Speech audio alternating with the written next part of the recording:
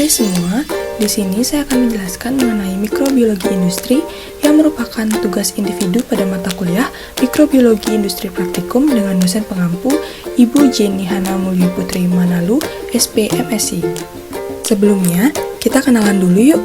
Perkenalkan, nama saya Kadidah Purnotasari dengan NIM 2213091022 dari semester 4 kelas B dari program studi biologi. Adapun pembahasan pada video kali ini, yang pertama ada pengertian, yang kedua ada sejarah, dan yang ketiga ada manfaat dari mikrobiologi industri. Sebelum lebih lanjut, kita harus mengetahui dulu apa sih sebenarnya mikrobiologi itu. Mikrobiologi adalah ilmu yang mempelajari tentang organisme mikroskopis, di mana mikrobiologi berasal dari bahasa Yunani, yaitu mikros yang artinya kecil, bios yang artinya hidup, dan logos yang artinya ilmu. Jadi, makhluk-makhluk kecil itu disebut dengan mikroorganisme, mikroba, protista, dan jasad resik. Selanjutnya, mikrobiologi industri merupakan cabang ilmu mikrobiologi yang mengkaji tentang pemanfaatan mikroorganisme dalam skala besar untuk menghasilkan produk yang bersifat komersil. Yang dimaksud dengan pemanfaatan mikroorganisme adalah substrat ditambah mikroorganisme akan menghasilkan produk baru, di mana contoh dari substratnya itu bisa karbohidrat, pati, molasses, limbah hasil pertanian, bahkan tebu. Dan mikroorganismenya bisa seperti bakteri, jamur, yeast, dan lain-lain. Serta produk baru yang dihasilkan bisa berupa enzim, alkohol, antibiotik, vitamin, hormon steroid, asam amino, asam organik, dan protein sel tunggal.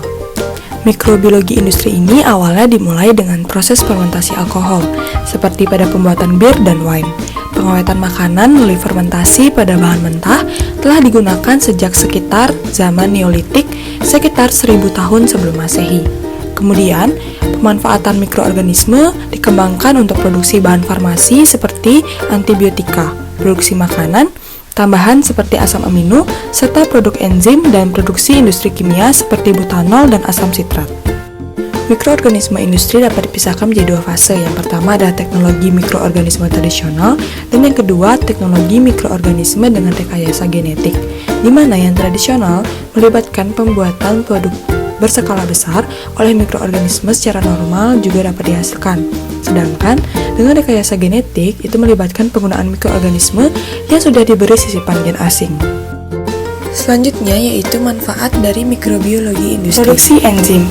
Mikrobiologi industri digunakan dalam produksi enzim yang memiliki berbagai aplikasi dalam industri makanan, minuman, deterjen, farmasi, dan tekstil. Enzim tersebut dapat digunakan untuk mempercepat reaksi kimia, meningkatkan efisiensi produksi, dan meningkatkan kualitas produk. Yang kedua yaitu fermentasi, di mana mikrobiologi industri digunakan dalam proses fermentasi untuk menghasilkan berbagai produk seperti alkohol, asam organik, antibiotik, enzim, dan produk bioaktif lainnya.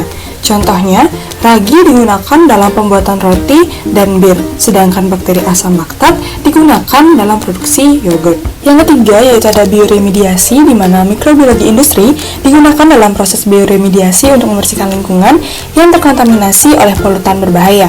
Mikroorganisme dapat digunakan untuk mendegradasi senyawa seperti minyak bumi, pestisida, dan logam berat menjadi bentuk yang kurang berbahaya atau tidak berbahaya. Selanjutnya ada pengolahan limbah, di mana mikrobiologi industri digunakan dalam pengolahan limbah melalui proses biodegradasi. Mikroorganisme yang dikultur secara industri dapat menguraikan bahan organik dalam limbah, mengurangi polutan, membersihkan limbah air sebelum dibuang ke lingkungan. Selanjutnya ada produksi bahan bakar terbarukan, di mana mikrobiologi industri memainkan peran penting dalam produksi bahan bakar terbarukan seperti bioetanol dan biogas.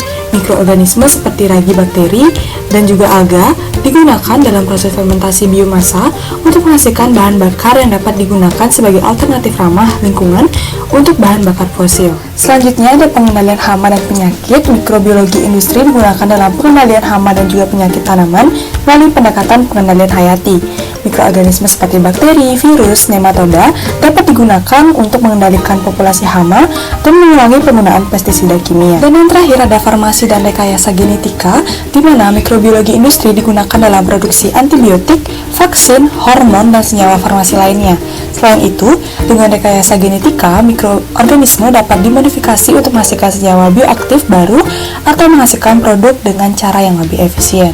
Sekian dari saya ucapkan terima kasih sudah menyimak video kali ini.